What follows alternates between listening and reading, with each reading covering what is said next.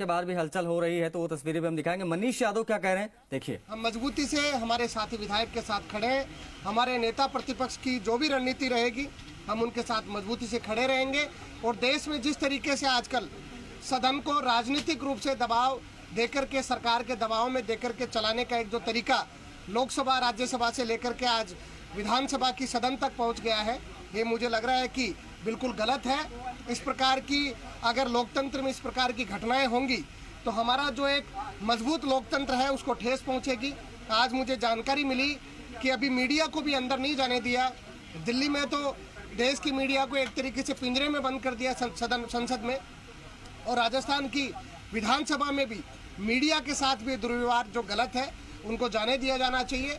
क्योंकि सदन में अगर कोई व्यक्ति गया है तो उसको उसकी जनता ने चुन करके भेजा है, उसको जनता ने अपने हक की बात करने के लिए, उनके मुद्दों को उठाने के लिए और सरकार का ध्यान दिलाने के लिए कि सरकार जनहित में काम करे।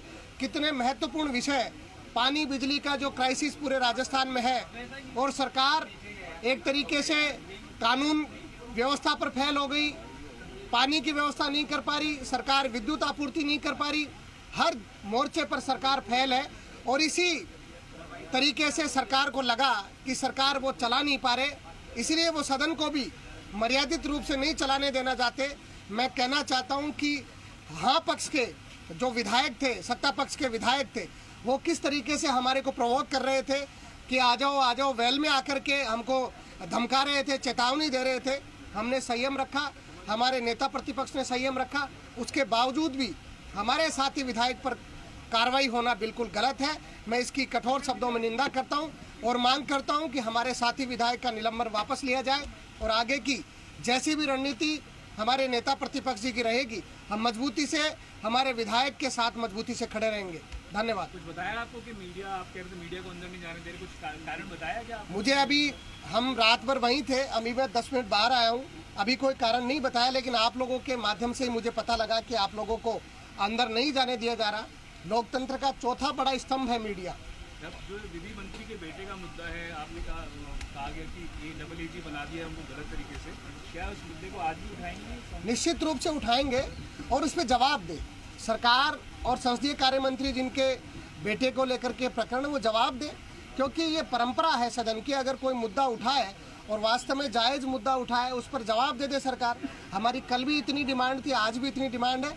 बाकी हमारे जो पूरी जो हमारे नेता प्रतिपक्ष जी है, हमारे जो भी साथी इस पर सामूहिक निर्णय करेंगे, नेता प्रतिपक्ष जी का जो आदेश होगा उसके साथ हम मजबूती से खड़े रहेंगे। लेकिन कल भी नेता प्रतिपक्ष जी ने ये बात बार बार दोहराई कि सदन इजाज़त दे और सदन ये व्यवस्था दिलाए कि संसदीय कार्य मंत्री अपने बेटे की नियुक्ति को लेकर के जवाब दे, और जवाब देना वाजिब है, जवाब देना सरकार का दायित्व है। उस जिम्मेदारी से सरकार को नहीं भागना चाहिए। मनीष जी, आंदोलन में हर तरह का अपना अनुभव होता है, जेल जाने के भी होते हैं, कई तरह के होते हैं। सदन में पहली रात का अनुभव कैसा रहा आप लोगों का साथी विधायकों के साथ? देखिए, सदन राजस्थान को एक लोक कल्याणकारी शासन देने के लिए सदन है, और इस सदन से वो नीतियाँ तय होती है जो आम व्यक्ति, गरीब, नौजवान, किसान, मजदूर के हित में बनती है। हमें मजबूती से उन हकों की रक्षा करने के लिए सदन में आने का अवसर हमारी जनता ने दिया।